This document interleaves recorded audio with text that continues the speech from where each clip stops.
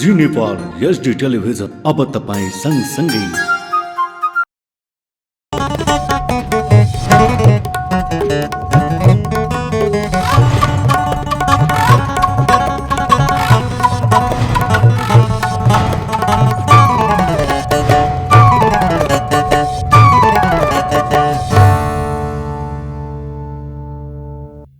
नमस्कार, जी नेपाल न्यूजमा यहाँलाई स्वागत छ। म खेमा जोशी। सुरु गरौं प्रमुख समाचारका शीर्षकहरूबाट। स्थानीय कच्चा पदार्थमा आधारित उद्योगका उत्पादनले आयात प्रतिस्थापन गर्नुपर्ने राष्ट्रपति भण्डारीको भनाई। सबै प्रकारका समस्याहरू समाधान गर्न सरकार प्रतिबद्ध रहेको गृहमन्त्री खाँडद्वारा जानकारी। प्रतिनिधि सभाका नवनिर्वाचित सांसदहरूले पद तथा गोपनीयताको लिए शपथ। संसदलाई प्रभावकारी रूपमा अघि बढाउन आफ्नो भूमिका केन्द्रित गर्ने नवनिर्वाचित सांसदहरूको भनाई।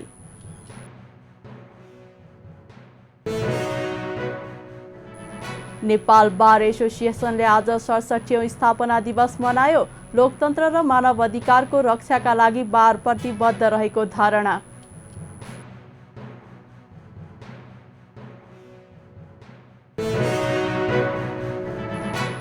अमेरिकी कांग्रेसको संयुक्त सत्रलाई युक्रेनका राष्ट्रपति जेलेन्स्कीद्वारा सम्बोधन। रुससँग आत्मसमर्पण नगर्ने प्रतिबद्धता।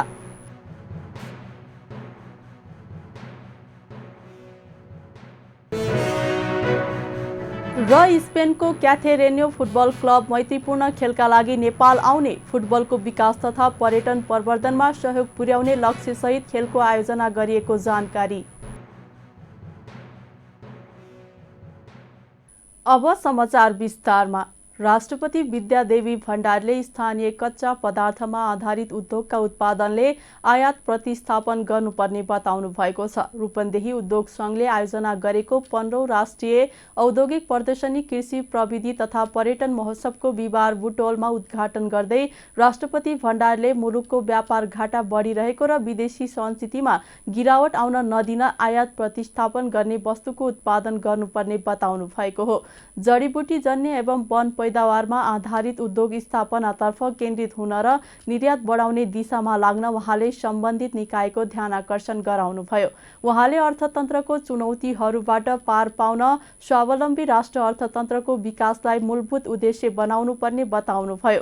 राष्ट्रपति भण्डारीले लुम्बिनीलाई अन्तर्राष्ट्रिय शान्ति सहरका रूपमा विकास गर्दै सभ्यता र आधुनिकताको नयाँ संगम स्थल बनाउन आफ्नो साथ रहने प्रतिबद्धता जनाउनुभयो। समृद्ध नेपाल निर्माणको आधार स्वदेशी उद्यमशीलताको विस्तार भन्ने अत्यन्त सामूहिक विषय वस्तुमा आयोजना गरिएको यस प्रदर्शनीले विगत करिब 3 वर्षदेखि कोभिड-19 महामारीका कारण शिथिल हुन गएको आर्थिक गतिविधिलाई नयाँ उत्साह प्रदान गर्दै समग्र राष्ट्रिय अर्थतन्त्रलाई माथि उठाउन सहयोग पुर्याउने भन्ने मैले विश्वास लिएको छु। एकातिर व्यापार घाटा निरन्तर बढिरहेको छ भने अर्कोतिर आयातमाथि हाम्रो निर्भरता विस्तार भइरहेको छ। यसबाट हाम्रो विदेशी मुद्राको सञ्चितमा अभूतपूर्व चाप परेको छ। हामीले यी चुनौतीहरूबाट पार पाउन स्वावलम्बी राष्ट्रिय अर्थतन्त्रको विकासलाई मूलभूत उद्देश्य बनाउनु पर्दछ। मुलुकको व्यापार घाटालाई तत्कालै कम गर्दै लैजान कृषि उत्पादन बढाउने, वन पैदावार र जडीबुटीमा आधारित आयात प्रतिस्थापन गर्ने तथा पर्यटन प्रवर्धन र जलविद्युतको स्वदेशी खपतमा जोड दिने नीतिहरू अवलम्बन गर्नु अति आवश्यक छ। राज्यको ढुकुटीमा आफ्नो परिश्रमबाट कर तिर्ने उद्यमी र किसानले राज्यको क्षमता अनुसार सहज सेवा र अवसर प्राप्त गर्ने वातावरण निर्माण गर्न म सम्बद्ध सबैको ध्यान आकृष्ट गराउन चाहन्छु। लुम्बिनीलाई अन्तर्राष्ट्रिय शान्ति सहरका रूपमा विकास गर्दै सभ्यता र आधुनिकताको नयाँ संगम स्थल बनाउन तपाईहरूले गर्ने हरेक प्रयासमा मेरो व्यक्तिगत तथा संस्थागत साथ सदैव रहने विश्वास समेत म तपाईँहरूलाई दिलाउन चाहन्छु। यस सन्दर्भमा हालसालै सञ्चालनमा आएको गौतम बुद्ध अन्तर्राष्ट्रिय विमानस्थलको कारण लुम्बिनी प्रदेशको पर्यटन लगायत समग्र आर्थिक विकासमा समेत महत्त्वपूर्ण योगदान पुग्ने देखिन्छ।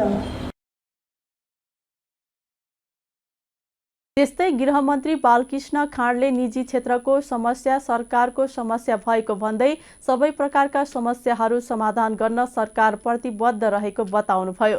उहाँले बैंक तथा वित्तीय संस्थाहरू पनि गम्भीर भई उद्योगको प्रवर्धनमा साथ दिनुपर्ने बताउनुभयो। संघीय सरकार, प्रदेश सरकार, स्थानीय सरकार तपाईँको साथमा छ। सबै जनप्रतिनिधिहरू तपाईँको साथमा छ। निर्वाचनको बेलामा पछि होला, तर निर्वाचन सम्पन्न भइसकेर हामी जम्मै एउटै पछि भइसक्यो, राज्य पछि भइसक्यो। र औद्योगिक व्यवसायीहरूको सम्वर्धन नै हामी सबै जनप्रतिनिधिहरूको साझा दायित्व। हामी प्रजातान्त्रिक संसदीय शासन पद्धतिमा छौँ। तपाईँहरूले भोगिरहेको समस्यालाई हामीले सम्बोधन गर्ने हाम्रो साझा प्रतिबद्धता रहेको छ। सरकारको पनि प्रतिबद्ध रहेको छ। खास गरेर पछिल्लो पटक देखिएको आर्थिक मन्दीका कारणले म यहाँ वित्तीय संस्था र ब्याङ्कहरूलाई पनि म हार्दिक आग्रह गर्न चाहन्छु। नेपाल सरकारको तर्फबाट म उहाँलाई आग्रह गर्न चाहन्छु, जनताको आग्रह गर्न चाहन्छु। ब्याङ्क तथा वित्तीय संस्थाहरू पनि अझै बढ्ता गम्भीर र संवेदनशील बन्नुपर्दछ। उद्योगको व्यवसाय प्रवर्धन भएन भने त्यसपछिको प्रभाव चाहिँ ब्याङ्क र वित्तीय संस्थाहरू पनि पर्छ। उद्योगी र व्यवसायीहरूले ब्याङ्कलाई तिर्नुपर्ने ब्याज र सामा तिर्न नसक्ने अवस्था आयो भने त्यसको गम्भीर प्रभाव ब्याङ्क र वित्तीय संस्थालाई पनि पर्दछ। त्यस कारणले ब्याङ्क र वित्तीय संस्थाका सञ्चालकहरूले पनि यसलाई गम्भीरतापूर्वक लिएर उद्योगी र व्यवसायीहरूको समस्या हाम्रो समस्या। समृद्ध नेपाल निर्माणको आधार स्वदेशी उद्यमशीलताको विस्तार भन्ने मूल नाराका साथ स्वदेशी उत्पादनको प्रदर्शन र बजारीकरण गर्ने उद्देश्यले महोत्सवको आयोजना गरिएको आयोजकले जनाएको छ। यसपटकको प्रदर्शनीमा 7 लाख दर्शकले अवलोकन गर्ने र 25 करोडको आर्थिक कारोबार हुने लक्ष्य राखिएको छ। प्रदर्शनीमा औद्योगिक प्रविधि, उद्योग प्रविधि, रेस्टुरेन्ट, कृषि, हस्तकला, फ्लोरिकल्चर, गार्मेन्ट, बेकरी तथा कन्फेक्सनरी, छाला जुत्ता, खाद्यान्न, आइटी लगायतका 450 वटा स्टल रहेका छन्। प्रतिनिधि सभाका नवनिर्वाचित सांसदहरूले पद तथा गोपनीयताको शपथ लिएका छन्। बिहिबार नयाँ बानेश्वर स्थित संघीय संसद भवनमा प्रतिनिधि सभाका ज्येष्ठ सदस्य पशुपति शमशेर जबराले नवनिर्वाचित सांसदहरूलाई पद तथा गोपनीयताको शपथ गराउनु भएको हो। शपथ लिन नवनिर्वाचित सांसद राष्ट्रिय पोशाक तथा आफ्नो सांस्कृतिक पहिचान झल्कने पोशाकमा सजिएर संसद भवन पुग्नु भएको थियो। संसद सचिवालयका अनुसार 26 जना सांसदले विभिन्न 14 मातृभाषामा शपथ लिएको संघीय संसद सचिवालयले जनाएको छ। प्रतिनिधि सभाका 17 जना सांसद शपथ ग्रहण समारोहमा अनुपस्थित भएका छन्। 17 जना सांसद शपथ ग्रहण समारोहमा अनुपस्थित भएको संसद सचिवालयका प्रवक्ता रोजनाथ पाण्डेले पुष्टि गर्नुभयो। उहाँका अनुसार अनुपस्थिति सांसदहरूको शपथ पछि हुनेछ। संसद भवनमा उपस्थित सांसदहरूलाई ज्येष्ठ सदस्य पशुपति शमशेर राणाले शपथ गराउनु भएको हो। नवनिर्वाचित सांसदहरूले संसदलाई प्रभावकारी रूपमा अघि बढाउन आफ्नो भूमिका केन्द्रित गर्ने बताएका छन्। आज पद तथा गोपनीयताको शपथ लिएपछि संसद भवनमा प्रतिक्रिया दिँदै उनीहरूले जनतासँग गरिएका प्रतिबद्धता कार्यान्वयन गर्दै संसदलाई प्रभावकारी रूपमा अघि बढाउन भूमिका खेल्ने बताएका हुन्। शपथपछि कांग्रेस सांसद गगन थापाले मुलुकलाई अघि बढाउन आवश्यक नीति नियम बनाउनका लागि काम गर्ने बताउनुभयो। थियो त्योभन्दा फरक खालको स्थिति छ, तर एउटा सांसदको रूपमा योभन्दा अगाडि गरेको जुन अनुभवहरू छ त्यो अनुभव लिएर नयाँ आएको साथीहरूसँग मिलेर काम गर्न चाहन्छु। पार्लियामेन्टलाई पार्लियामेन्टको रोलमा जस्तो लिएर जानुपर्ने हो पटक्कै लिएर जान सकिएको छैन। क्रस पार्टी काम गर्ने हामी कहाँ प्रचलनै छैन। एक प्रकारले भन्यो आज सबै साथीहरू देख्छु म नयाँ उत्साह हुन्छ। हामी कहाँ व्हिपको यति गलत प्रयोग भएको छ, अभ्यास भएको छ र सांसदहरू चाहिँ एउटा विधायकको रूपमा आफ्नो भूमिका निर्वाह गर्ने कुरामा हामी एकदम कमजोर भएका छौँ, हुन्छौँ, चुक्छौँ। अलि पछाडि कस्तो हुन्छ भने एकदमै यान्त्रिक जस्तो हुन्छ। सरकार पक्ष एक ठाउँमा, प्रतिपक्ष एक ठाउँमा, अनि हामी क्रस पार्टी काम गर्दैनौँ। थुप्रै नयाँ साथीहरू आउनुभएको छ, मेरो पार्टीमा हुनुहुन्छ, अरू पार्टीमा हुनुहुन्छ, उहाँहरूलाई देखिरहेको छ, आज देखेर एकदम उत्साहित छु। अब मसँग केही अनुभव पनि भयो, म उहाँहरूसँग मिलेर यो पार्लियामेन्टले नै गर्नुपर्ने केही फङ्सन्सहरू छ, हामीले गर्नै नसक्यौँ। यो राजनीतिको केन्द्र पार्लियामेन्टलाई बनाउनु पर्ने छ, त्यसमा काम गर्न चाहन्छु। मलाई के विश्वास छ भने नयाँ आउनुभएको साथीहरू ओपन हुनुहुन्छ र यो विषयमा काम गर्न तयार हुनुहुन्छ भने। सांसदको रूपमा यस अघिको अनुभवका आधारमा नयाँ सांसदहरूलाई सँगै लिएर जाने भन्दै उहाँले व्हिपको गलत प्रयोगलाई रोक्नुपर्नेमा जोड दिनुभयो। त्यस्तै कङ्ग्रेसका अर्का सांसद विश्वप्रकाश शर्माले पहिलो पटक सांसदको रूपमा सदन प्रवेश गरेको र आफ्ना अवसरहरूलाई पूर्ण रूपमा काममा परिणत गर्ने बताउनुभयो। 4 सम्पन्न निर्वाचनपछिको प्रतिनिधि सभाको सदस्यका रूपमा आज सबै सदस्यहरूले शपथ गर्नु भएको छ। म पहिलो पटक सांसदको रूपमा शपथ लिएर तपाईँहरूको सामुन्ने उपस्थित छु। शपथ लिँदै गर्दाखेरि मैले अक्षरहरू पढ्दै गर्दाखेरि लेखिएका जे अक्षरहरू थिए ती अक्षरमा म केन्द्रित थिएँ, शब्द बोल्दै गर्दा त्यहाँ केन्द्रित थिएँ।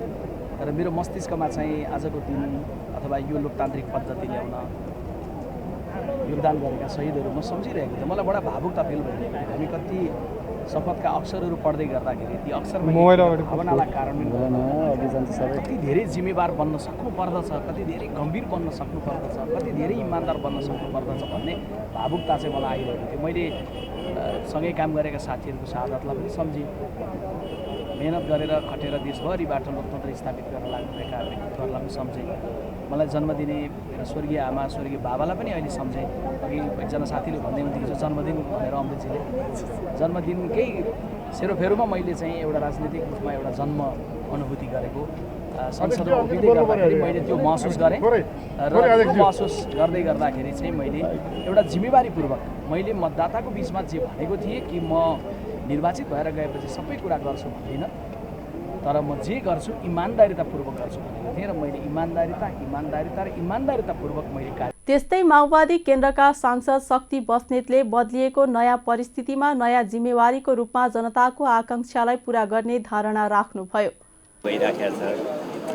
अब व्यक्तिको रूपमा निरन्तरता जस्तो भए पनि यसलाई नयाँ जिम्मेवारीकै रूपमा हामीले ग्रहण गरिराखेका छौँ, किनकि बदलिएको परिस्थितिमा जनताका बदलिएका आकांक्षाहरू, जनताका बदलिएका अपेक्षाहरू को आधारमा हामीले हाम्रो जिम्मेवारीलाई निर्धारण गर्नुपर्ने हुन्छ। यस अर्थमा अब व्यक्तिको रूपमा जिम्मेवारी निरन्तरता जस्तो देखिए पनि यसलाई नयाँ जिम्मेवारीको अर्थमा हामीले ग्रहण गरिराखेका छौँ र नयाँ जिम्मेवारी बोधका साथ हामी यहाँ प्रवेश गरिराखेका छौँ।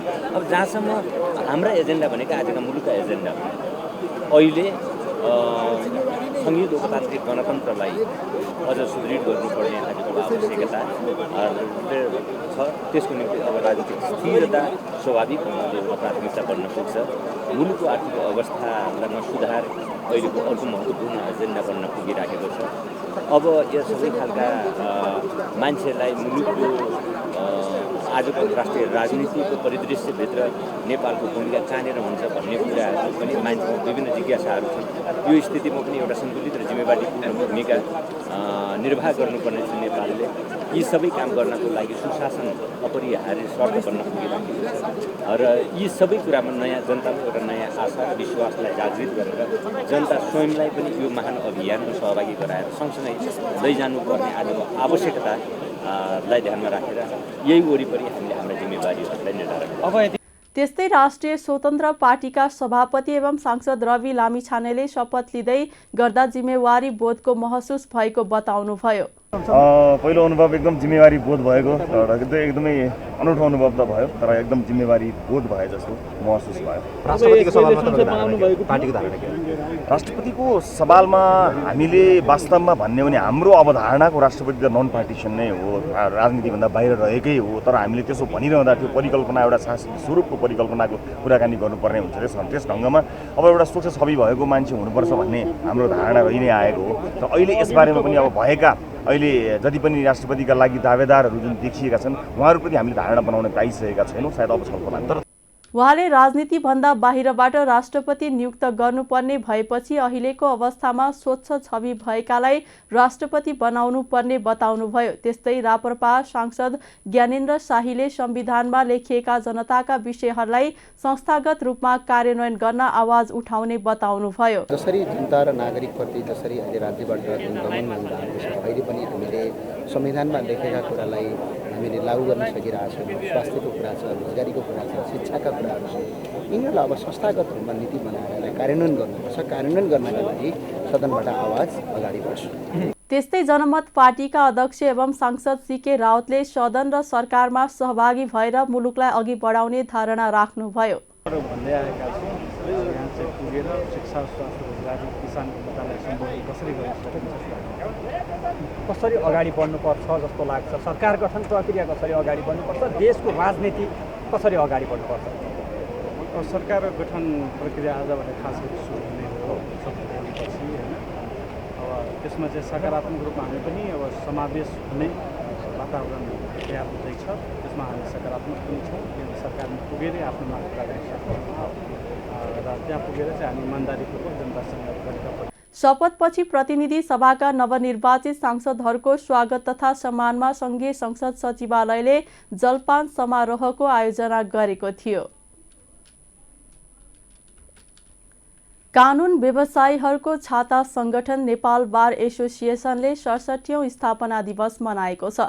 एसोसिएसनले विकृति, विसङ्गति तथा भ्रष्टाचार मुक्त न्यायपालिका, व्यावसायिक हक, प्रतिष्ठा र पेशागत मर्यादा भन्ने नाराका साथ स्थापना दिवस मनाएको हो। दिवसका अवसरमा बार परिसर रामशाह पथमा आयोजना गरिएको शुभकामना आदान प्रदान कार्यक्रममा कायम मुकायम प्रधान न्यायाधीश हरिकृष्ण कार्की लगायत सर्वोच्चका न्यायाधीश, बारका पदाधिकारी तथा अधिवक्ताहरू सहभागी थिए। कार्यक्रममा बारका अध्यक्ष गोपाल कृष्ण घिमिरेले स्वतन्त्र र जनउत्तरदायी न्यायपालिका, विधिको शासन, लोकतन्त्र र मानवाधिकारको रक्षाका लागि बार प्रतिबद्ध रहेको धारणा राख्नुभयो। नेपाली जनताले न्यायका लागि भड्किन नपरोस् भन्ने बारको अभियान रहेको उहाँले बताउनुभयो। उहाँले न्यायपालिका र कानुन व्यवसायीको विषयमा व्यापक आलोचना भइरहेको अवस्थामा केही गलत व्यक्तिहरूका कारण यो क्षेत्रलाई एकमुष्ट रूपमा हेर्न नहुने जिकिर गर्नुभयो। 79 साल को बार डेको उपलक्ष्यमा छौँ। यो हाम्रो 67औं बार डे हो। यो बार डे हाम्रो लागि किन पनि महत्त्वपूर्ण छ भने यो वर्ष नेपाल बार एसोसिएसनको एउटा महत्त्वपूर्ण अभियान छ। यो विसङ्गति, विकृति विहीन, भ्रष्टाचार मुक्त न्यायपालिकाको निर्माणका खातिर नेपाल बार एसोसिएसन लागि परेको छ। यो अभियान सञ्चालन गर्नका लागि हामी नेपाल बार एसोसिएसन समग्र मुलुकभरिका कानुन व्यवसायीहरूको ताकत लिएर कुनै पनि हालतमा कुनै पनि व्यक्ति भ्रष्टाचार गर्छु भन्ने नियतले न्यायपालिकामा प्रवेश नगरोस् भन्ने खबरदारी गर्न चाहन्छौँ। एउटा यो पनि हो भने अर्को, मुलुकको लोकतन्त्र मजबुत बनाउँदै मुलुकमा अहिले जुन संविधान छ त्यो संविधानको रक्षार्थ र संविधानले अङ्गीकार गरेका महत्त्वपूर्ण यो फन्डामेन्टल जुन सिस्टम छ, यो फन्डामेन्टल सिस्टमलाई चाहिँ जोगाउनको लागि हामी चाहिँ नेपाल बार एसोसिएसन लागि पर्नेछ। आजको दिनले हामी सबैमा यो प्रेरणा दियोस् कि अब मुलुकले दुःख बेहोर्नु नपरोस्, नेपाली जनताले न्यायका लागि भड्किनु नपरोस् भन्ने हामी चाहन्छौँ। नेपाल बार एसोसिएसनको यो अभियान हो। यो अभियान सञ्चालन गर्दाखेरि हामी कहीँबाट पनि कुनै किसिमको दबाब सहँदैनौँ भन्ने कुरा यहाँहरू मार्फत म आम नेपाली जनतामा यो कुराको सञ्चार होस् भन्ने चाहन्छु। हामी अहिले एउटा असजिलो परिस्थितिमा छौँ। न्यायालयको विषयमा व्यापक र विशेष गरी कानुन व्यवसायको विषयमा पनि व्यापक रूपमा आलोचनाहरू हुने गरेको हामीले देखिराखेका छौँ। एकाध व्यक्तिहरू, एक दुईजना गलत व्यक्तिहरूका कारणले गर्दाखेरि समग्र न्यायालयलाई र समग्र कानुन व्यवसायिक क्षेत्रलाई चाहिँ यसरी एकमुष्ट रूपमा नहेरियोस्, त्यस्तो अवस्था छैन। र कोही त्यस्तो छ भने हामी त्यसलाई पनि कारबाही गर्नलाई चाहिँ आफै लागि परेका छौँ भन्ने कुरा पनि यहाँहरू मार्फत म आम नेपाली जनतामा राख्न चाहन्छु। र आज बार डे 2079 यो 67औं बार डेको उपलक्ष्यमा सबै यो स्वतन्त्र कानुन व्यवसायीहरूको संस्था नेपाल बार एसोसिएसनको तर्फबाट सबैमा हार्दिकतापूर्वक यो शुभकामना व्यक्त गर्न पनि चाहन्छु। बार एसोसिएसनले प्रत्येक वर्ष पुस 7 गते स्थापना दिवसका अवसरमा विभिन्न कार्यक्रमको आयोजना गर्दै आएको छ। नेकपा माओवादी केन्द्रका अध्यक्ष पुष्पकमल दाहाल प्रचण्डले पहिलाको प्रधानमन्त्री बन्ने भन्नेबारे सल्लाह भइरहेको बताउनु भएको छ। बिहिबार संसद भवन नयाँ बानेश्वरमा सञ्चारकर्मीसँग कुरा गर्दै प्रचण्डले गठबन्धनकै नेतृत्वमा सरकार गठन हुने भन्दै प्रधानमन्त्रीका बारेमा सल्लाह भइरहेको बताउनु भएको हो। प्रचण्डले शान्तिपूर्ण र सफल रूपमा निर्वाचन सम्पन्न भएको र शपथ ग्रहण पनि उत्साहपूर्ण ढङ्गले भएकाले सरकार पनि त्यसै अनुरूप बन्ने र काम गर्ने बताउनुभयो।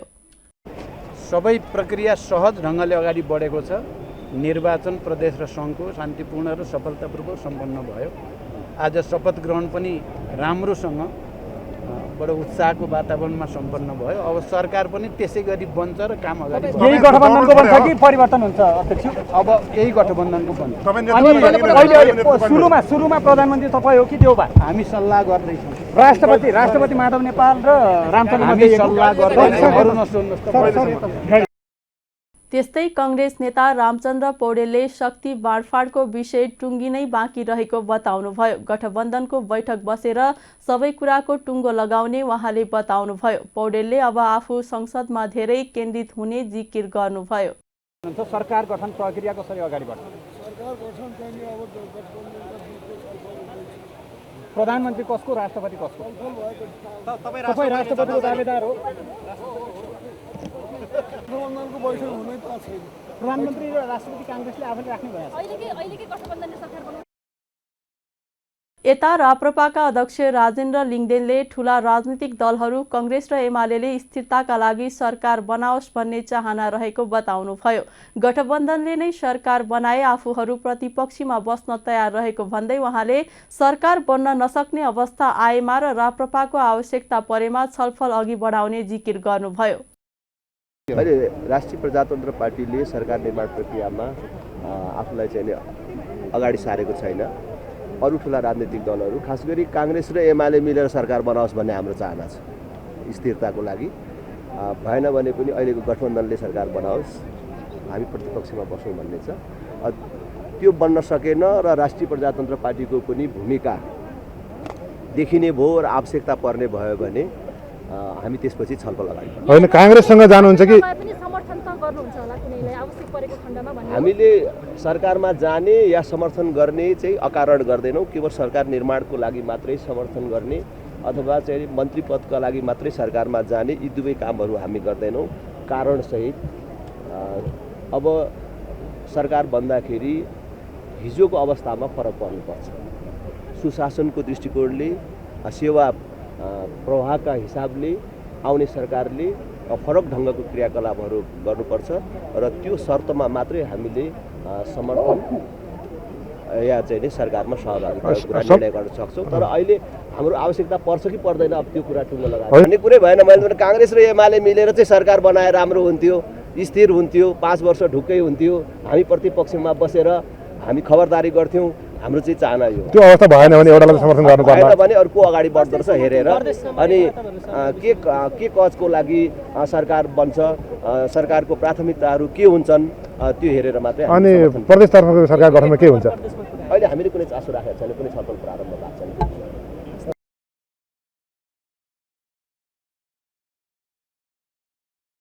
उहाँले निर्वाचनमा अपेक्षा गरे जस्तो परिणाम नआए पनि जिम्मेवारीपूर्वक काम गर्न सांसदहरूलाई निर्देशन दिएको बताउनुभयो।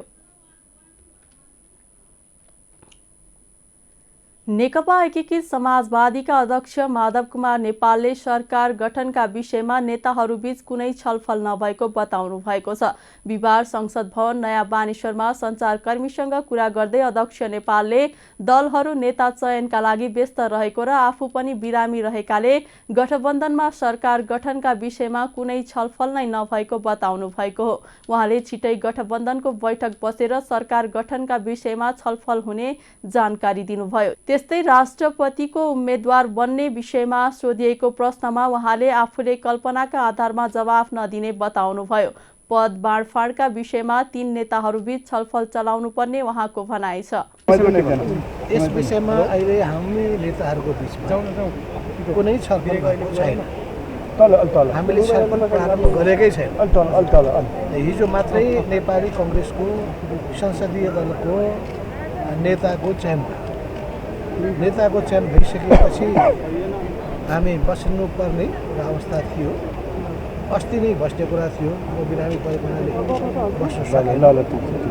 अब हिजो पनि म बिरामी नै, अहिले पनि बिरामी नै छु। आज मिल्छ कि भोलि मिल्छ, हामी बस्छौँ। बसेर समग्र पक्षको बारेमा हामी छलफल गर्छौँ। सिङ्गो राजनीतिको पनि हामी समीक्षा गर्छौँ र मुलुकको राजनीतिलाई कुन दिशामा लिएर जाने हो, जनताका चाहना अपेक्षाहरू कस्ता छन्, ती सबै कुरालाई ध्यानमा राखिकन हामी सोध्नुहुन्छ।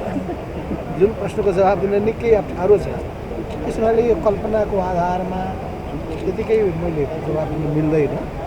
म जवाब दिन सक्ने थिएँ सिधै पनि, तर धेरै साथीहरूले सिधै जवाब नदिनुहोस्, अहिले यस्ता जवाबबाट जोगिनुहोस् भनेर जोगिन्छ। तपाईँ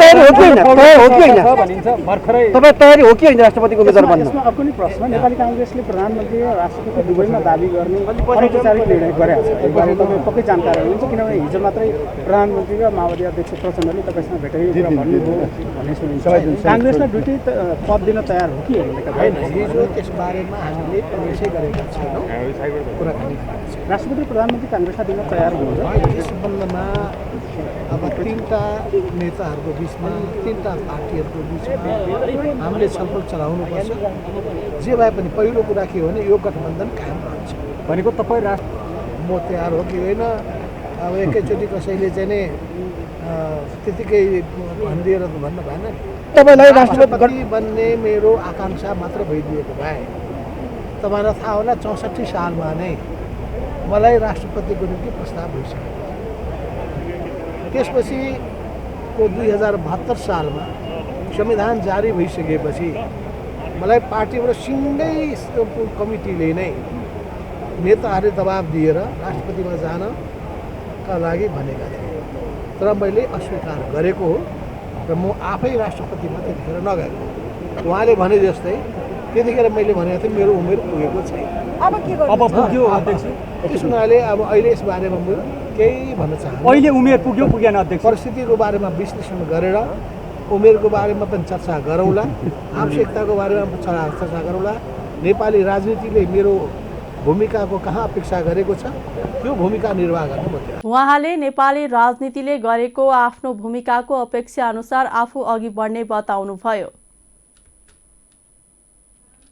विश्वका विभिन्न देशसहित छिमेकी देशमा कोरोना संक्रमण बढेको भन्दै सरकारले नेपालमा पनि सावधानी अपनाउन आग्रह गरेको छ। स्वास्थ्य तथा जनसङ्ख्या मन्त्रालयले आज बिहिबार विज्ञप्ति निकालेर नेपालमा अहिले संक्रमण कम हुँदै गए पनि विश्वव्यापी रूपमा र छिमेकी देश भारत तथा चीनमा समेत नयाँ भेरिएन्ट फैलिएकाले नेपाल पनि जोखिममा रहेको बताएको छ। छिमेकी देशमा बढिरहेको संक्रमण र नयाँ भेरिएन्टबारे सजग रहन आवश्यक रहेको भन्दै स्वास्थ्य मन्त्रालयले निगरानी र अरू सरकारी निकायसँग समन्वय बढाएको उल्लेख गरेको छ।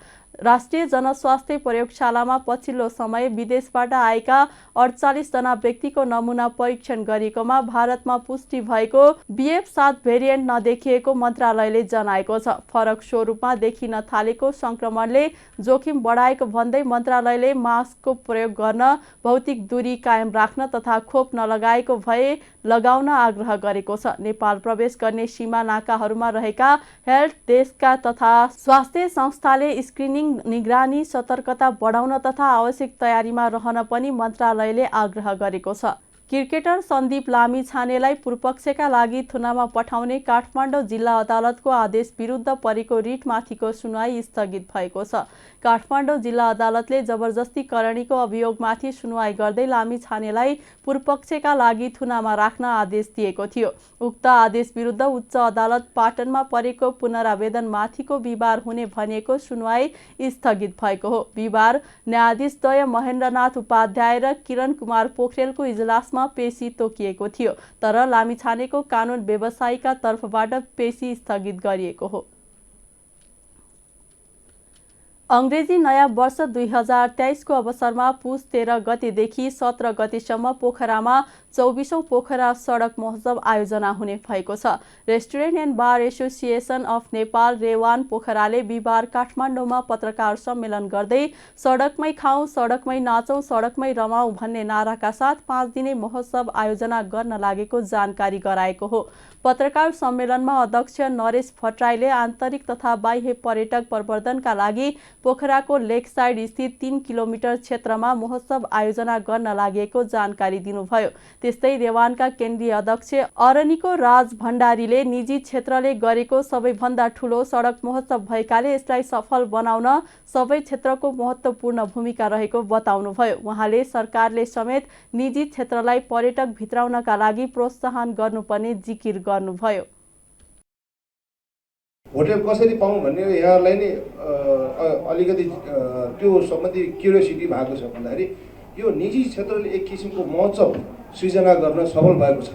त्यसमा म पोखरा रेवानप्रति हार्दिक रेवानको तर्फबाट रेस्टुरेन्ट सेक्टरको तर्फबाट हार्दिक धन्यवाद पनि दिन चाहन्छु र आउँदो 24औं पोखरा स्ट्रिट फेस्टिभलको अग्रिम शुभकामना पनि सफलताको शुभकामना पनि दिन चाहन्छु।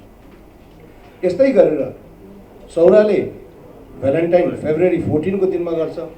नेपाली नयाँ वर्ष वैशाख 1 गतेको दिनमा हामीले पनि दरामागमा सुरु गरेका छौँ। त्यस्तै गरेर बन्दीपुरले गरेको छ। विभिन्न पर्यटकीय स्थलहरू छ।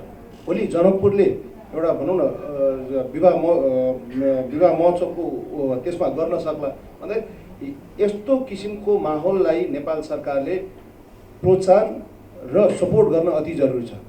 जस्तो हामीले अहिले भनौँ न काठमाडौँमै गर्नु पर्दाखेरि यो 4 दिन हामीले स्ट्रिट बन्द गर्न सक्छौँ त कुन ठाउँ गर्न सक्छौँ? सम्भवै छैन। एउटा स्थानीय निकायले त्यहाँको पोखराको भनौँ न त्यहाँको सिडिओ साहब गृह मन्त्रालयले त्यो दिनु पनि ठुलो अवसर हो र यसलाई चाहिँ यसले सबैले यसबाट एडभान्टेज लिएको छ। महोत्सव फिस्टेल गेटदेखि खहरे चोक हुँदै जरेवर लेकसाइडसम्म हुनेछ। महोत्सवमा सांस्कृतिक कार्यक्रम, मौलिक वेशभूषा, राष्ट्रिय तथा अन्तर्राष्ट्रिय खानाको प्रदर्शन, दोहोरी गीत प्रतियोगिता, झाँक्री प्रदर्शन, रात्रिकालीन कन्सर्ट, बोट रेस, खुल्ला भेटान, टेनिस प्रतियोगिता, वेटर रेस लगायतका कार्यक्रम हुने आयोजकले जनाएको छ।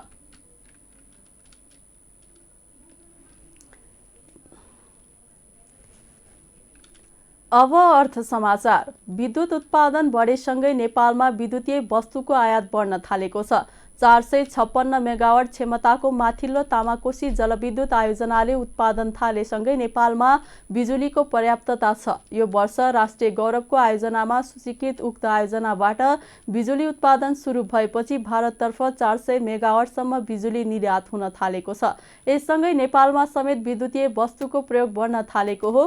केही वर्ष अघिसम्म लोडसेडिङले ग्रस्त नेपाली उपभोक्ता यति बेला घरमा विद्युतबाट चल्ने सामग्रीहरूको जोहो गर्न थालेसँगै आयात समेत बढ्न थालेको छ। भन्सार विभागको तथ्याङ्क अनुसार चालु आर्थिक वर्ष 2079-80 को 4 महिनाको अवधिमै झण्डै 1.5 अर्ब रुपैयाँ बराबरको विद्युतीय घरायसी सामग्री आयात भएको छ। विभागको तथ्याङ्क अनुसार साउनदेखि कार्तिकसम्मको अवधिमा विदेशबाट 1 अर्ब 47 करोड भन्दा बढीको विद्युतबाट चल्ने घरायसी वस्तुको आयात भएको हो। विभागका अनुसार यति बेला नेपालमा hair dryer, iron, microwave oven, induction र इन्फ्रारेड चुलो, राइस कुकर, कितली, चिया कफी मेकर, टोस्टर, पानी तताउने मेसिन र हिटर लगायतका वस्तुको आयात हत्तै बढेको हो। गत आर्थिक वर्षको 4 महिनाको अवधिमा विदेशबाट 98 करोड रुपैयाँ बराबरका यस्ता सामग्री आयात भएका थिए। अघिल्लो आर्थिक वर्षको यही अवधिको तुलनामा गत वर्षमा समेत विद्युतीय सामग्रीको आयात बढेको थियो। नेपाल विद्युतीय व्यवसायी महासङ्घका अध्यक्ष सुदर्शन पौडेलले गत वर्षको तुलनामा घरमा प्रयोग हुने विद्युतीय वस्तुको आयात उकालो लागेको बताउनुभयो। अब अन्तर्राष्ट्रिय समाचार। युक्रेनका राष्ट्रपति भोलोदिमिर जेलेन्स्कीले अमेरिकी कङ्ग्रेसको संयुक्त सत्रलाई सम्बोधन गर्नुभएको छ। सम्बोधनका क्रममा उहाँले रुससँग आत्मसमर्पण नगर्ने बताउनु भएको छ। राष्ट्रपति जेलेन्स्कीले सबै प्रतिकूलताका बीच युक्रेन जीवित रहेको र पछि नहट्ने प्रतिबद्धता दोहोर्याउनु भएको छ। जेलेन्स्कीले अमेरिकी सरकार र नागरिकलाई सहयोगप्रति धन्यवाद व्यक्त गर्नुभएको बीबीसीले जनाएको छ। साथै उहाँले युक्रेनले आफ्नो स्वतन्त्रताका लागि लडेको युद्धमा पूर्ण विजय हासिल गरेर छाड्ने भन्दै सम्बोधन टुङ्ग्याउनु भएको थियो। त्यसअघि अमेरिकी राष्ट्रपति जो बाइडेनले युक्रेनलाई थप सैन्य सहायताका रूपमा झण्डै 2 अर्ब अमेरिकी डलर दिने जानकारी गराउनु भएको थियो, जसमा युक्रेनले माग गरिरहेको अमेरिकी पेट्रोइट भनिने जमिनदेखि हवाई प्रहारको क्षेप्यास्त्र सम्बन्धी प्रणाली समेत रहेको छ। जेलेन्स्की रुसले युक्रेनमा आक्रमण थालेपछि पहिलो विदेश भ्रमणका रूपमा अमेरिका पुग्नु भएको हो। रुसले गएको फेब्रुअरी 24 देखि युक्रेनमा आक्रमण सुरु गरेको थियो।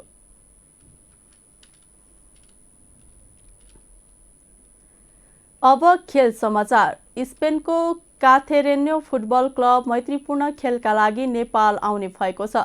लुम्बिनी गार्डन फाउन्डेसनले बिहिबार काठमाडौँमा पत्रकार सम्मेलनको आयोजना गर्दै 2 मैत्रीपूर्ण खेलका लागि काथेरेन्यो फुटबल क्लब नेपाल आउने जनाएको हो। लुम्बिनी गार्डन फाउन्डेसनले अखिल नेपाल फुटबल सङ्घ एन्फा र कास्की जिल्ला फुटबल सङ्घको सहकार्यमा शान्तिका लागि फुटबल भन्ने नाराका साथ मैत्रीपूर्ण खेल आयोजना गर्न लागेको हो। स्पेनिस क्लबले नेपाल भ्रमणका क्रममा पुस 13 गते पोखरा रङ्गशालामा पोखरा गण्डकी 11 सँगै मैत्रीपूर्ण खेल खेल्नेछ। उक्त खेलमा नेपाली राष्ट्रिय फुटबल टोलीका पूर्व कप्तान अनिल गुरुङले गर्नेछन्। यस्तै पुस 14 गते स्पेनिस क्लब क्याथेरेनोले काठमाडौँको दशरथ रङ्गशालामा काठमाडौँ 11 सँगै मैत्रीपूर्ण खेल खेल्नेछ। काठमाडौँ 11 को कप्तानी पूर्व राष्ट्रिय फुटबल टोलीका कप्तान विराज महर्जनले गर्नेछन् भने प्रशिक्षकमा मेघराज केसीले गर्ने लुम्बिनी गार्डन फाउन्डेसनले जनाएको छ। लुम्बिनी गार्डन फाउन्डेसनका उपाध्यक्ष गोविन्द सुवेदीले फुटबलको विकास तथा पर्यटन प्रवर्धनमा सहयोग पुर्याउने लक्ष्य सहित यो मैत्रीपूर्ण खेलको आयोजना गरिएको जानकारी दिनुभयो।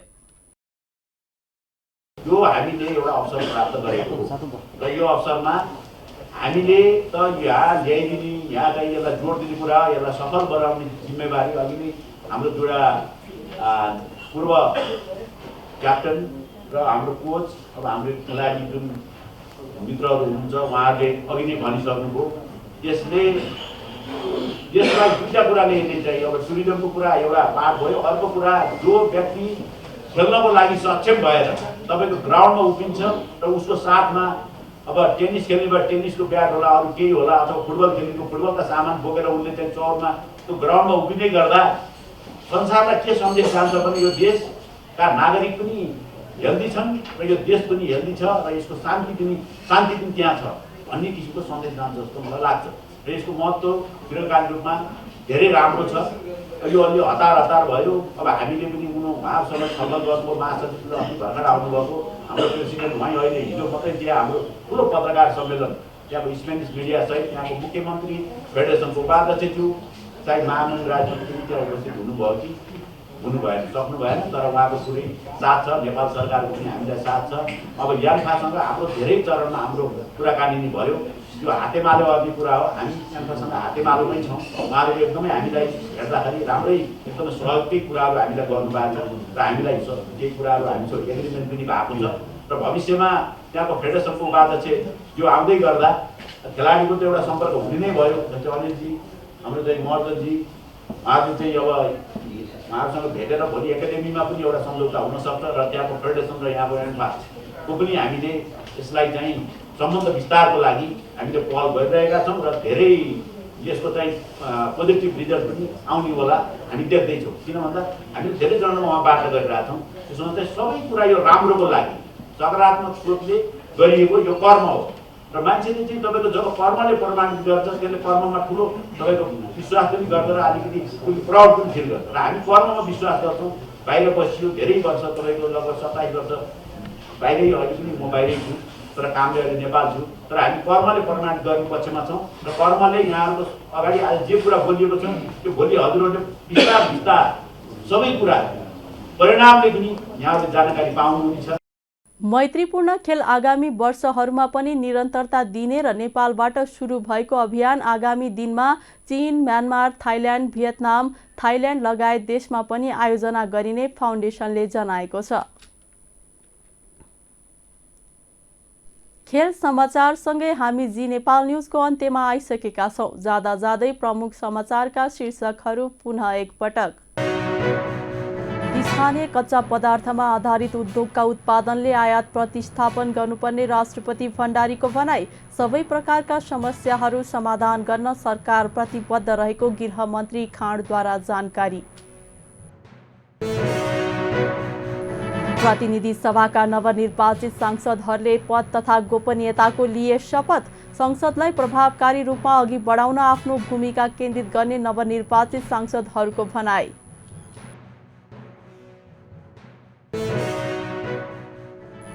नेपाल बार एसोसिएसनले आज 67औं स्थापना दिवस मनायो। लोकतन्त्र र मानव अधिकारको रक्षाका लागि बार प्रतिबद्ध रहेको धारणा।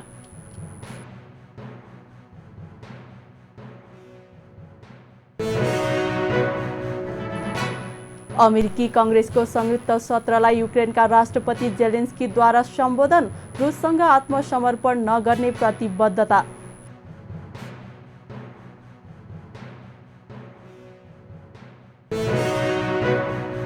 र स्पेनको क्याथेरेन्यो फुटबल क्लब मैत्रीपूर्ण खेलका लागि नेपाल आउने। फुटबलको विकास तथा पर्यटन प्रवर्धनमा सहयोग पुर्याउने लक्ष्यसहित खेलको आयोजना गरिएको जानकारी। प्रमुख समाचारका शीर्षकसँगै अहिलेका लागि जी नेपाल न्युज सकियो। ताजा समाचार र मनोरञ्जनका लागि जी नेपाल 4K टेलिभिजन हेर्दै गर्नुहोला। नमस्कार।